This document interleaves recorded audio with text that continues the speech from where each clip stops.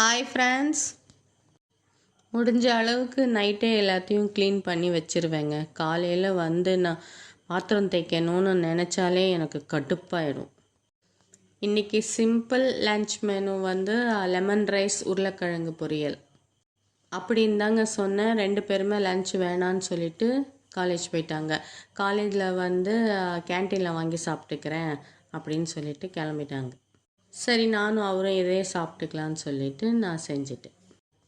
எனக்கு இந்த மாதிரி உருளைக்கிழங்கு பொரியல் தான் பிடிக்கும். ஆனால் அவங்களுக்கு வேக வச்சு வெங்காயம் தக்காளி வதக்கி செய்கிற பொரியல் தான் பிடிக்கும்.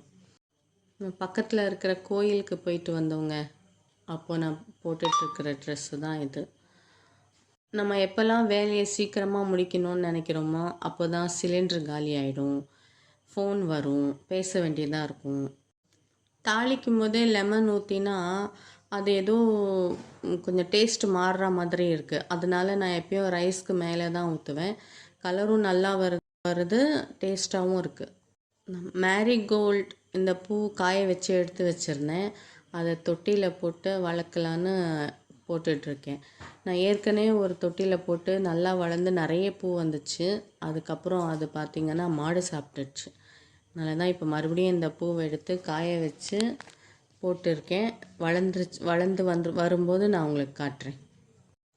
எங்கள் வீட்டில் ஃப்ரிட்ஜு கொஞ்சம் ப்ராப்ளமாக இருக்குங்க. அதனால் இந்த ஒரு வாரம் என்னோடய சமையல் பார்த்துருந்திங்கன்னா உங்களுக்கு தெரிஞ்சிருக்கும். எதுலேயுமே கருவேப்பிலையே இருந்திருக்காது, கொத்தமல்லியே இருந்திருக்காது. அதனால் ஃப்ரிட்ஜில் காய்கறியும் வைக்க முடியல, காயும் எதுவும் இல்லை. இருக்கிறதெல்லாம் சமைக்கிறேன், எடுத்து சமைக்க வேண்டியதாக இருக்குது.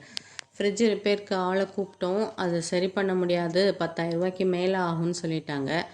அப்புறம் வீட்டில் என்ன சொன்னாங்க, எதுக்கு அவ்வளோ பணம் போட்டு ரிப்பேர் பண்ணோம், வேறு ஃப்ரிட்ஜே வாங்கிக்கலான்னு சொல்லியிருக்காங்க. சொல்லி ரொம்ப நாள் ஆச்சு, இன்னும் வாங்கலை, இனிமேல் தான் வாங்கணும்.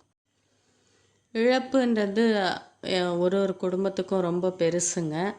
அது அவங்கவுங்க குடும்பத்துக்கு தான் அந்த வலி தெரியும். எனக்கு தெரிஞ்சவங்க ஒருத்தங்க இறந்துட்டாங்க. அதுக்கு போக வேண்டியதாக இருந்தது, போயிட்டு வந்தோம். அவங்களோட சோகத்தில் நம்ம கலந்துக்க தான் முடியும், அதை நம்மளால் வாங்கிக்க முடியாது. ஆனால் இழப்புன்றது ரொம்ப பெருசுங்க. நான் ஏற்கனவே ஒரு டாக் ரெஸ்கியூ வீடியோ போட்டிருப்பேன். ஃபயர் ரெஸ்கியூ வந்து அதை காப்பாற்றினது. அதுக்கப்புறம் அந்த டாகை ரெஸ்கியூ பண்ணி ஒரு ஹாஸ்பிட்டலுக்கு அனுப்பி வச்சிட்டோம். ட்ரீட்மெண்ட் போயிட்டுருக்கு. தயவுசெய்து இந்த ரோட்டில் வண்டி ஓட்டுறவங்க கொஞ்சம் பார்த்து பொறுமையாக ஓட்டுங்க. நமக்கு அடிபட்டால் தூக்கிறதுக்கு ஒரு 4 பேர் வராங்க, அழகிறதுக்கு ஒரு 4 பேர் இருக்காங்க. நம்ம ஹாஸ்பிட்டல் போய் சரி பண்ணிக்கிறோம்.